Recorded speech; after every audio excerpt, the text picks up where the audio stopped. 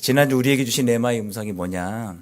지난주 어떤 말씀을 드렸냐면은 사랑과 환대의 공동체, 환영해주는. 세상은 당한 만큼 갚아주는 것이 이치입니다. 요즘은 당한 것 두세 배로 갚아주죠. 그런 세상에 예수님께서 원수도 사랑하라 말씀하시는 거예요. 이게 도대체 되겠냐고요. 어려움없는 이야기죠. 이런 세상에서 원수까지 사랑할 수 있어야 우리가 하나님의 자녀인 것을 세상 사람들이 알 것이다, 이렇게 말씀하십니다. 그런데 솔직한 심정으로 그렇게 못해요. 어떻게 할 수 있느냐? 이 사랑을 다 이미 실천한 분이 계시거든요. 우리가 아직 죄인 되었을 때에 우리를 위해 죽으신 예수님이 이걸 실천하셨기 때문에 원수도 사랑하라 이야기를 다른 말로 표현하면은 예수님 사랑이라는 이야기죠. 어떤 사람이 이런 얘기한 적이 있어요. 영국의 대문호 이제 셰익스피어. 나는 셰익스피어처럼 책을 쓸 수는 없다. 그런데 셰익스피어의 재능과 영감이 내 안에 들어온다면 그렇게 할 수 있겠다라는 거예요. 우리가 우리 힘으로는 할 수 없어요. 그런데 예수님이 우리에게 힘을 공급해 주신다면 우리가 예수님의 사랑으로 원수까지도 사랑할 수 있는 거죠. 그러면 예수님이 힘을 어떻게 공급받느냐? 시금치 먹고 힘 주세요 하는 게 아니잖아요. 필요할 때 전화해가지고 예수님 힘 좀 주세요, 이럴 수도 없는 거잖아요. 너무 쉬운 방법이 우리에겐 다 있어요. 알고 있는데 우리가 미처 적응 못하는 것이 뭐냐면 포도나무 가지에 포도가 열리잖아요. 포도나무 가지가 포도나무 자기 가지에 열매를 맺게 하기 위해 뭘 어떻게 해야 할까요? 그렇죠. 포도나무 원 줄기에 포도나무 가지는 붙어 있기만 하면 돼요. 그럼 열매가 포도나무 가지에 맺히는 거예요. 우리 하나님께 이제 붙어 있으면 되는데, 아니 뭐 어떻게 붙어 있냐 또 말씀드렸었잖아요. 말씀과 기도 안에 머무르면 되는 거예요. 끊임없이 말씀과 기도 안에. 매주 예배 드리는 것도 그 일 때문에 우리가 예배 드리는 거고요. 매일같이 말씀 묵상 서로 나누는 것도, 기도하는 것도 다 그 일환입니다. 내 힘으로는 할 수 없는데 내 안에 예수님의 능력을 공급받으면 예수님처럼 살아갈 수 있으니까 그 힘을 공급받기 위해 중국 양나라의 송취라는 사람이 접경 지역에 이제 관리로 부임하게 됩니다. 이 접경 지역에 사는 사람들은 농사를 주로 졌는데 수박과 참외를 길렀다는 거예요. 근데 양나라 농민들과 이 접경 지역인 초나라 농민들이 좀 차이가 있는데, 양나라 농민들은 매일같이 물도 주고 거름도 주고 수박과 참외를 잘 가꿔서 단맛이 나는 수박과 참외를 길러낸 거예요. 반대로 초나라 농민들은 게을러서 그렇게 하지 않으니까 맛이 없는 거예요. 어느 날 이 초나라 농민들이 너무 양나라 농민들이 얄밉고 시기가 나서 밤에 몰래 와가지고 밭을 다 엉망으로 만들고 도망갔어요. 양나라 농민들이 아침에 와보니까 새싹 새순들이 다 짓밟혀 있는 거예요. 누가 했는지 뻔한 거 아닙니까? 그래서 이 송취한테 찾아가서 지금 초나라 농민들이 이렇게 했으니까 오늘 밤 우리가 가서 똑같이 복수해주고 오겠습니다 라고 얘기하자 송취가 이런 얘기를 합니다. 원한으로 복수하는 것은 결국 화를 부를 뿐이니 내가 해결책을 주겠다. 그래서 그날 밤에 양나라 농민들이 송취가 알려준 대로 초나라 농밭 그 밭에 가서 엄청난 일을 하고 옵니다. 뭘 했느냐? 물과 거름을 주고 옵니다. 이 계속되는 거예요. 초나라 농민들이 게을러가지고 안 나와 보다가 오늘 나와 보니까 누가 우리 밭을 관리하고 있는데 보니까 이건 양나라 사람들인 걸 눈치채게 된 거예요. 마음이 어땠을까요? 자신들이 한 일이 미안만 할까요? 부끄럽겠죠. 시간이 지나서 열매 맺을 때 어떤 열매를 맺었을까요? 양나라도 초나라도 똑같이 맛있는 수박과 참외가 일렸다는 거예요. 이 소식을 들은 초나라 왕이 양나라 왕에게 금은보화를 이렇게 선물합니다. 그 두 나라가 사이좋게 지냈다. 호랑이 담배 먹던 시절의 이야기.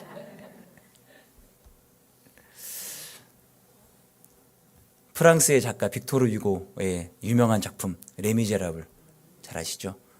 장발장. 이 장발장이 조카들 빵 훔치다가 5년 형을 삽니다. 근데 4번의 탈출 시도를 해요. 그래가지고 이 형량이 더 늘어나서 총 19년을 살다 나옵니다. 빵 하나 훔치다가. 그런데 이 죄에 대한 결과, 그러니까 죄수들은 죄수였다라는 표식으로 노란색 통행증을 주는 거예요. 이 통행증을 내밀 때 누구든지 이 사람이 죄수였다라는 걸 알게 되잖아요. 어떤 여관도 식당도 잠자리와 먹을 걸 제공해 주지 않아요. 그래서 어쩔 수 없이 미리엘 주교에게 찾아갑니다. 미리엘 주교가 사정을 알고 빵도 주고 잠자리도 줘요. 그날 밤 장발장이 뭐 했죠? 은쟁반 2개를 훔쳐서 도망갑니다. 이 사람이 이제 출소됐다는 걸 알고 경찰이 예의주시하다가 잡아요. 미리엘 주교에게 데려가죠. 이거 주교님 거 아닙니까? 라고 하자 미리엘 주교가 너무 반갑게 장발장을 맞이하면서 아이고 은초 때는 왜 안 가져가셨어요? 그러니까 내가 은초 때도 주고 쟁반도 줬는데 이것도 가져가라. 경찰이 요즘 애들 표현으로 뻘쭘해진 거예요. 당황해서 풀어줍니다. 장발장이 뒤도 안 돌아보고 막 도망가다가 갑자기 멈춰서요. 그럼 어떻게 할게요? 다시 미리엘 주교에게 돌아옵니다. 미리엘 주교의 사랑이 도망자인 장발장의 걸음도 멈추게 하는 거예요. 돌이키게 하는 거예요. 사랑을 받을 때 이제 변화되는 거죠. 세상에서 가장 행복한 사람이 어떤 사람이냐 이렇게 물었을 때 사랑을 많이 받은 사람이다 이런 얘기 하더군요. 그래 제가 아직은 덜 행복하구나. 사랑을 좀 더 받아야 되겠다 이런 생각도 했어요. 하나님 나라는 내가 받은 자비와 용서를 나만 혼자 꿀꺽하는 나라가 아니라 타인에게 똑같이 베풀어주는 나라예요. 그러려면 몇 가지 해서는 안 될 일과 해야 될 일이 있어요. 자, 영상을 보고 계속해서 말씀 이어가겠습니다.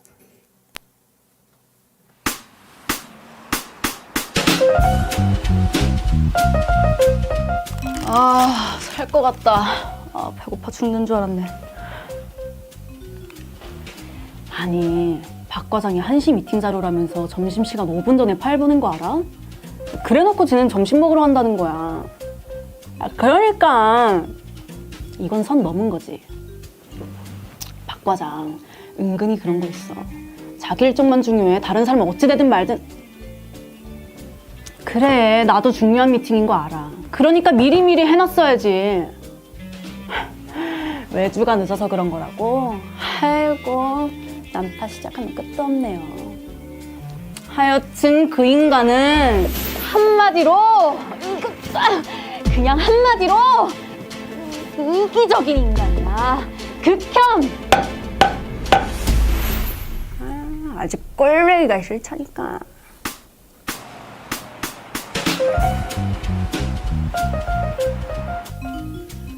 오늘은 또 뭐 해먹느냐가 맨날 고민이라니까. 그러니까 자긴 오늘 저녁 메뉴 뭐야? 교회에서 싸준 반찬이라니? 잠깐, 어제 반찬이 남았어? 어제 주방에 박 권사님 계셨지? 와, 깬다 진짜. 어떻게 이렇게 대놓고 차별해? 그분 나한테만 그래. 그분 나 싫어하신다니까. 누군 맛있다고 안 했어? 누군 맛있게 안 먹었냐고. 싸주는 김에 내 것까지 싸서 자기 판에 전해줄 수 있었잖아, 맘만 있으면. 자기가 못 봐서 그래. 그분 진짜 두 얼굴이야. 와, 이게 진짜 내 눈에만 보이는 거야? 박 권사님은 가시 끝판왕이야. 인자해? 자기야, 속지 마. 박 권사님은 한마디로 겉만 번지르르한 위선자야. 됐어. 내가 반찬 갖고 이래 지금? 끊어! 저건 또 뭐야?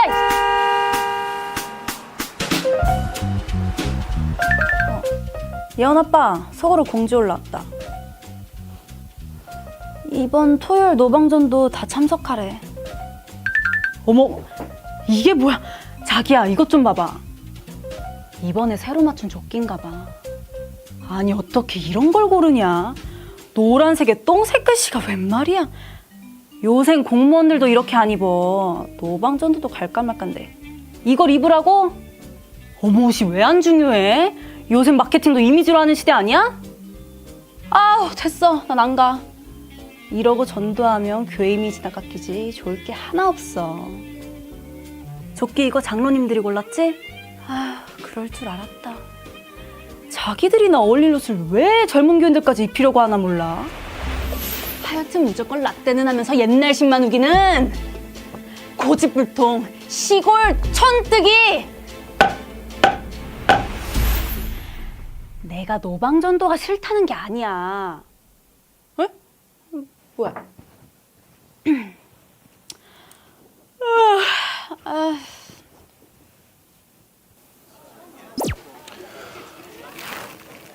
이상입니다, 재판장님. 자, 피고인 최후 진술하세요. 아니죠. 예수님, 재판장님, 그게 아니라요.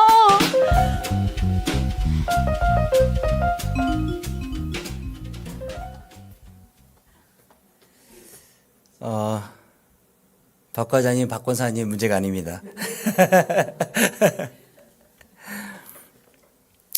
내가 누군가를 비판할 때, 판단할 때 나도 판단받고 있다라는 사실을 그 얘기를 하고 있는 거죠. 비판이란 원래 대안과 토론을 전제하잖아요. 근데 우리 사회에는 요즘 비판을 위한 비판, 아무런 대안 없이 일방적인 주장만 하는 그런 모습이 많이 보이는 것 같아 좀 안타깝습니다. 이런 거를 구별해서 비판이 아니라 비난이라고 하는 거예요. 그러니까 비판과 비난의 근본적인 차이점 뭐냐면 건강한 대안이 있느냐. 최근에 이제 공무원들이 악성 민원 때문에 뭐 극단적 선택하는 이야기들 몇 번 들은 것 같아요. 그러니까 악성 민원에 오로지 자기들의 주장만 있어요.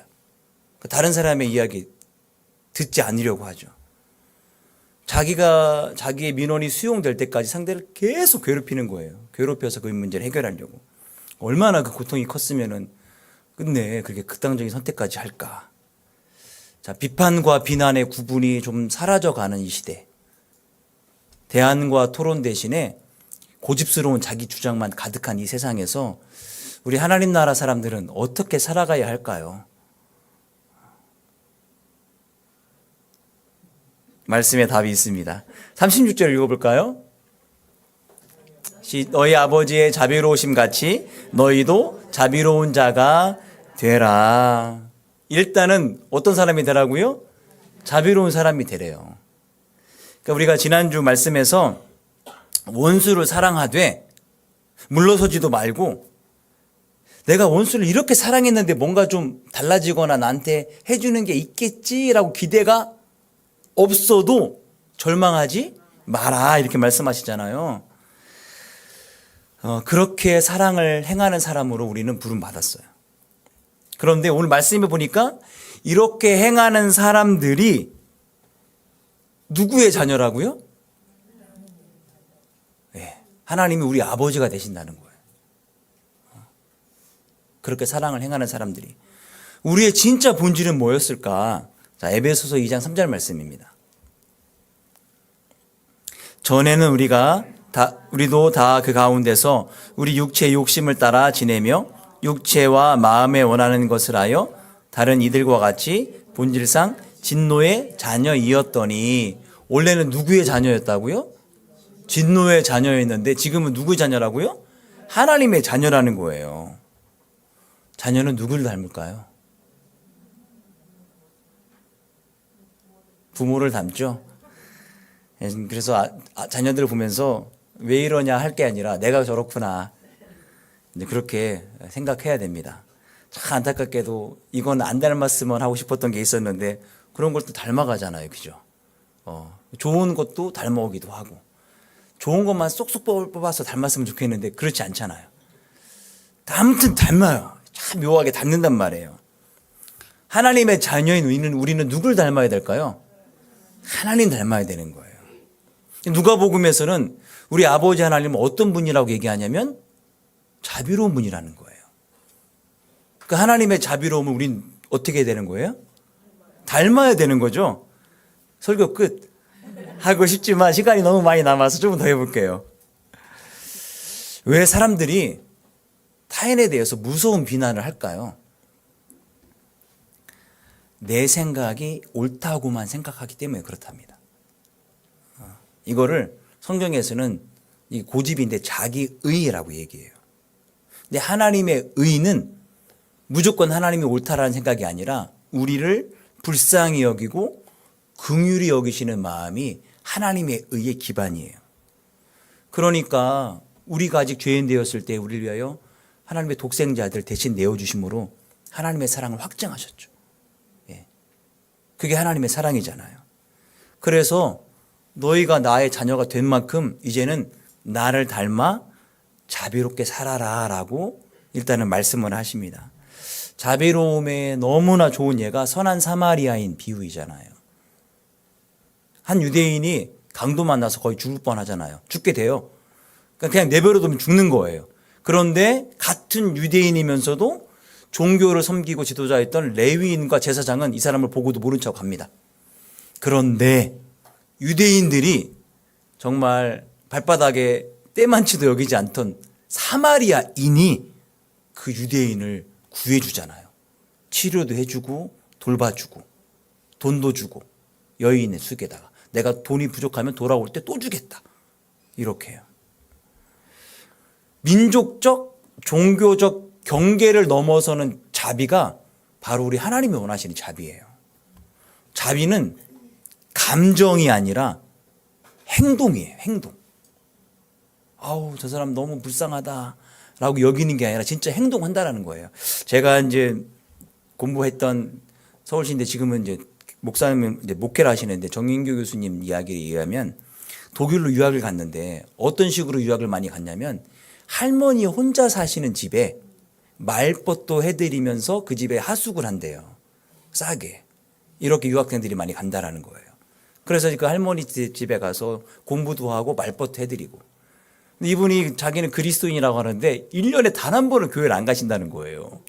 그래서 말만 그리스도인이겠다 싶었는데 어느 순간 이 사람이 진짜 그리스도인인 걸 알게 된 것이 왜 TV 보다 보면은 가난하고 어려운 사람 도와주십시오. AI에서 전화번호 이렇게 뜨잖아요. 그때마다 미스터 정 불러가지고 꼭 눌러서 기부를 한다는 거예요. 기부를.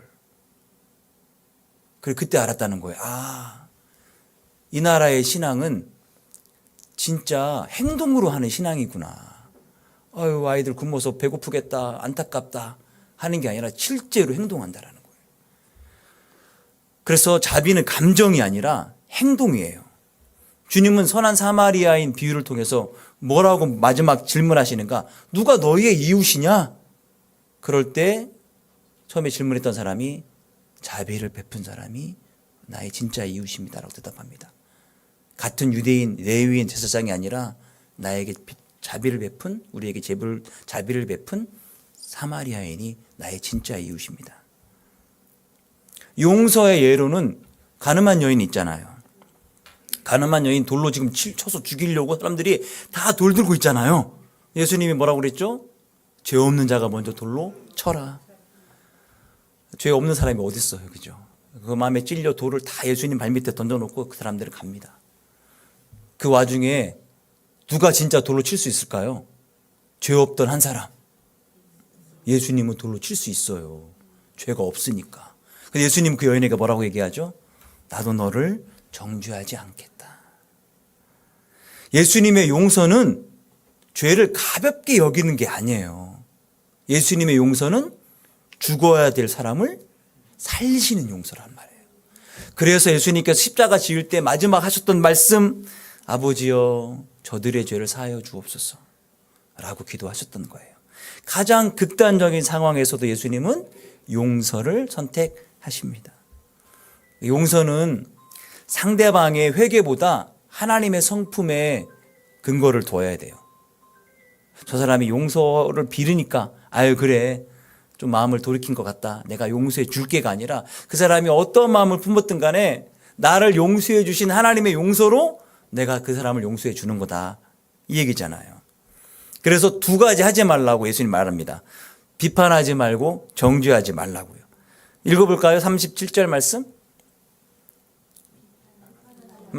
그리하면 너희가 비판을 받지 않을 것이요 정죄하지 말라. 그리하면 너희가 정죄를 받지 않을 것이요 용서하라. 그리하면 너희가 용서를 받을 것이요. 이 말씀을 좀 좀만 띄어나봐 주세요. 믿음의 공동체를 향하여서 두 가지 하지 말라와 두 가지 해라를 얘기해요. 그 중에 이제 비판하지 말라는 것과 정죄하지 말라. 그러면 교회 안에서 일체의 비판도 하지 말라는 이야기인가? 아니에요. 건강한 비판마저도 하지 말라는 이야기가 아닙니다. 비판은 하나님의 자비하심을 기반으로 비판을 해야 되는 거예요. 이 말씀이 아주 독특한 이유가 뭐냐면 유대인들의 언어 습관에 하나님을 주어로 두지 않으려는 습관이 있어요. 하나님이 존귀하신 분이시니까. 그래서 이 말씀을 우리식 표현으로 다시 얘기하면 이렇게 돼요. 비판하지 말라. 그러면 하나님이 너희를 비판하지 않으실 것이다. 예요. 비판하지 말라. 하나님이 너희를 비판하지 않을 것이다. 비판하지 말라는 예수님의 명령은 내가 저 인간보다 좀 나은 사람이라는 우월감으로 잘했어 안 했어 라고 검열하거나 잘못된 비난 비판하지 말라는 거예요. 하워드 마샬이 이런 얘기합니다. 분별력을 사용해서 타인의 문제점을 건전하게 비판하는 것을 말하는 것이 아니라 타인을 무작정 검열하는 태도. 여러분 검열을 좀 받아본 적 있으세요? 예. 저는 이제 서울 살 때 경찰들한테 한번 잡힌 적이 있어요. 그날 잘 몰랐는데 충무로 일대에서 민주노총에서 시위가 있었나 봐요. 제가 영화 보러 갔거든요. 그때 학원 다닐 때인데 무슨 영화를 봤다 잘 기억이 안 나는데 영화 보러 딱 나오자마자 잠깐 딱 잡혔어요. 경찰들이 쫙 깔려있더라고요. 전경들이. 그래서 가방 하더니 쫙 뒤져보더니 가. 왜냐면 학원 다녔으니까 그 안에 뭐 공부하는 것밖에 없었어요. 그래가지고 순간 가슴이 철컹했어요.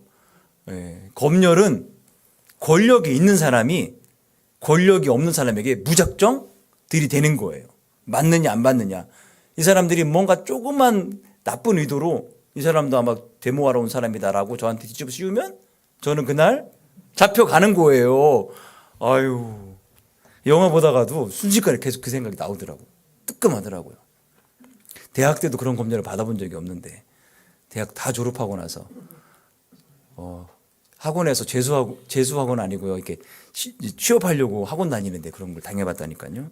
이렇게 타인을 무작정 검열하는 태도를 갖지 말라라는 표현이 바로 비판하지 말라라는 예수님의 표현이에요.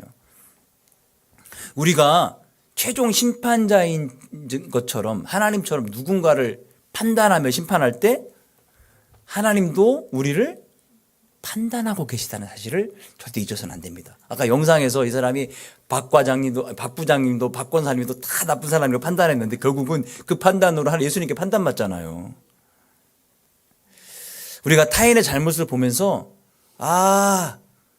저 사람보다는 내가 좀 우월하다라고 생각하지 말고 그 사람을 위해 용서하고 기도해 줄 준비가 있어야 된다. 왜냐하면 우리가 하나님 안에 그렇게 용서를 받은 사람이기 때문에 그렇습니다. 비판하지 말고 정죄하지 말라라고 얘기하는데 정죄는 더 무섭습니다.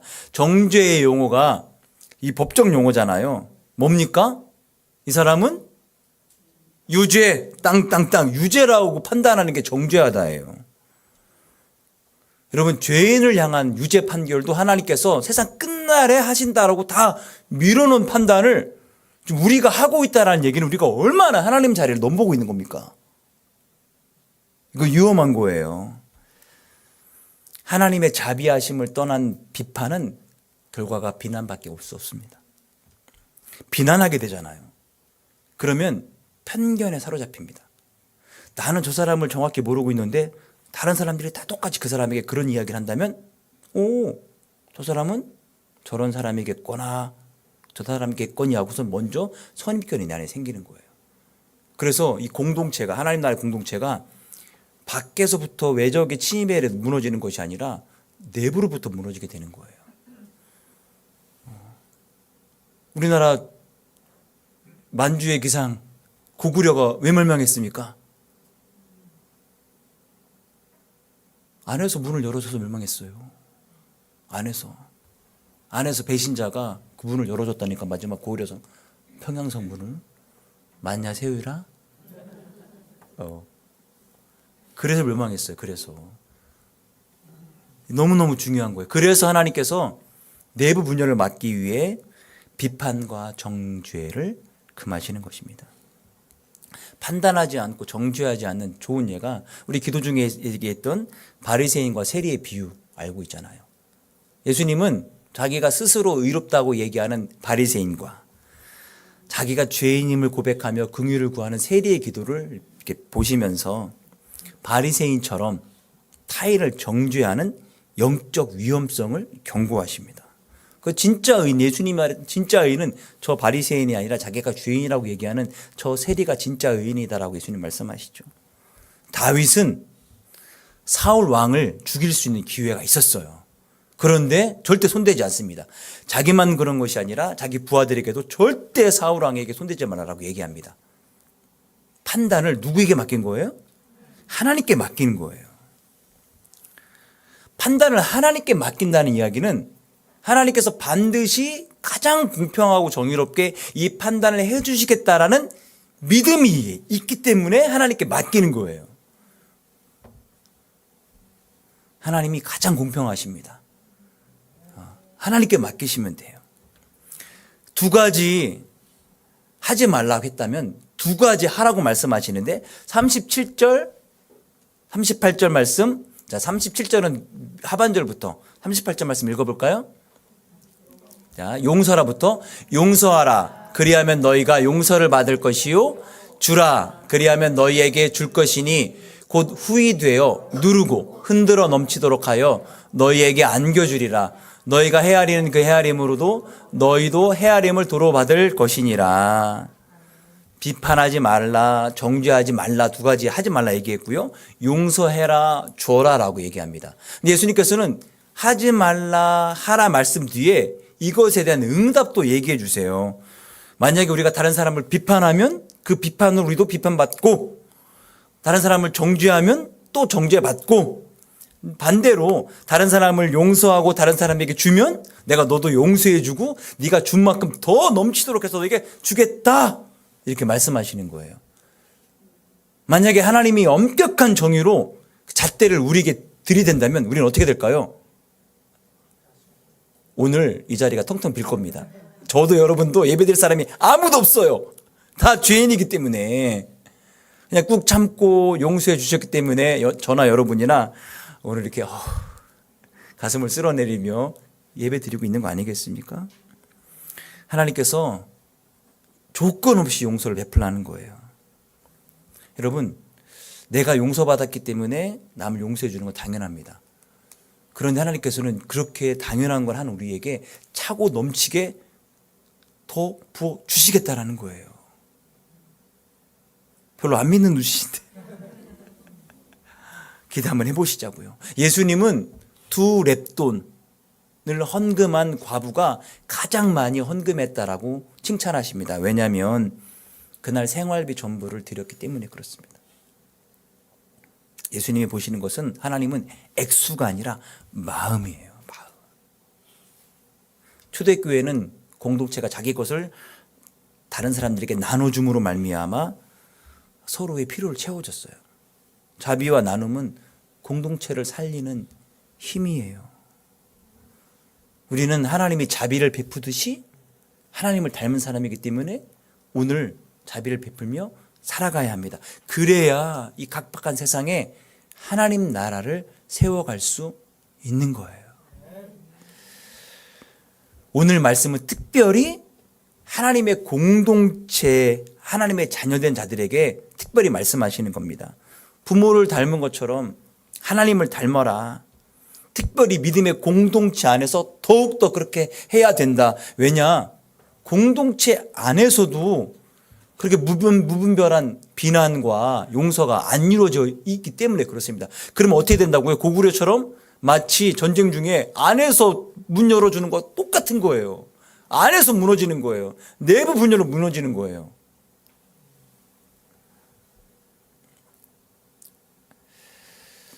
왜 세상에서는 정의와 공의가 온전할 수 없을까요? 모두가 죄인이기 때문에 그렇습니다. 죄인인 사람들끼리 약속해 놓기 때문에 그래요. 그 약속이 시시때때로 바뀌어요. 내 입장에 오면은 이거 좀 잘못된 것 같은데? 상대방 입장에서 그건 맞다라고 얘기하잖아요. 여러 번 봤습니다. 그러니까 자기 주장만 옳다고 하는 이 세상에서 무슨 기대와 소망이 있겠어요. 결국은 날카로운 정죄만 남아 상처만 남길 뿐입니다. 상처만 생기는 거예요. 그런데 하나님의 자비가 있는 공동체는 끊임없는 용서와 자비가 넘쳐날 수 있습니다. 후하게 주시는 하나님의 사랑과 은혜가 있거든요. 우리 38절 말씀 다시 읽어볼까요? 주라 그리하면 너희에게 줄 것이니 곧 후히 되어 누르고 흔들어 넘치도록 하여 너희에게 안겨주리라. 너희가 헤아리는 그 헤아림으로 너희도 헤아림을 도로 받을 것이니라. 아멘. 여러분 이렇게 용서받고 이렇게 후히 나눔을 좀 받은 적이 있으셔요? 저는 용서를 받은 기억이 있는데 제가 초등학교 때 저보다 한 학년 더 많은 5학년 형 중에 한쪽 안경이 까만 안경을 쓰고 다니는 형이 있었어요. 그 어린 나이에. 한쪽 눈이 안 보이는 거죠. 예. 그래서 전 교생이 다 알았을 거예요. 저도 알고 있으니까. 그런데 아침 조회 하잖아요. 아침 조회를 하는데 끝나고 저희 살고 있던 교회 바로 앞에 저희는 앞집이라고 얘기하는데 형이 한 살 형이에요. 늘 같이 놀고 있는 형이 갑자기 와가지고 안 하던 장난을 하고 딱 도망가는 거예요. 어떻게 해야 됩니까? 받은 대로 돌려주기 위해 쫓아갔죠. 쫓아가서 나한테 똑같이 해준 대로 그 형 등어리를 딱 때리고 돌아서다가 꽝 누가 부딪혔어요. 근데 누군지는 못 봤는데 안경을 봤어요. 무슨 안경? 한쪽 알이 까만 안경. 그리고 후닥닥 교실로 들어왔어요. 쉬는 시간마다 이 형이 언제 찾아오나 밖에 문만 가슴 졸이면서 두근만 세근만 1교시, 2교시, 3교시, 저녁 먹고 4교시, 5교시 한 번도 안 오는 거예요. 그래가지고 이제 얼른 집으로 갔는데 집으로 가는 길에 그 형네 집 근처가 있어요. 그래서 그 길로 안 가고 멀리 돌아갔습니다. 이렇게.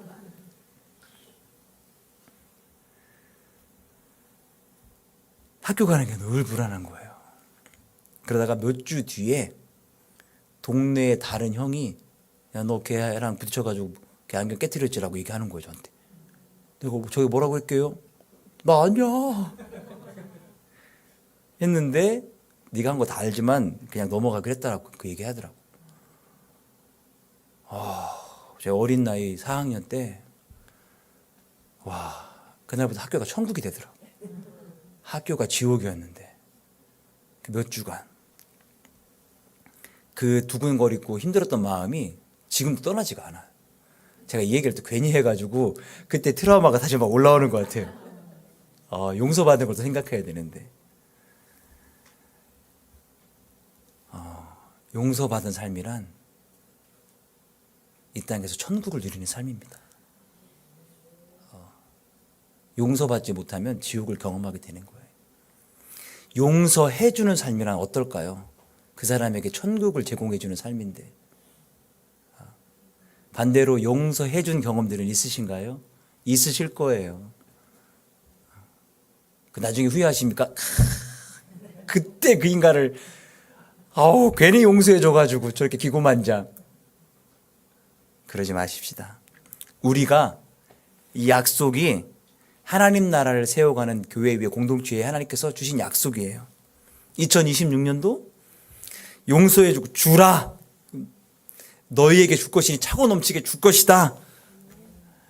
이 약속의 은혜가 2026년도 함께 하나님 나라를 만들어가는 여러분에게 매일 경험되기를 축원드립니다. 찬양하고 기도합시다.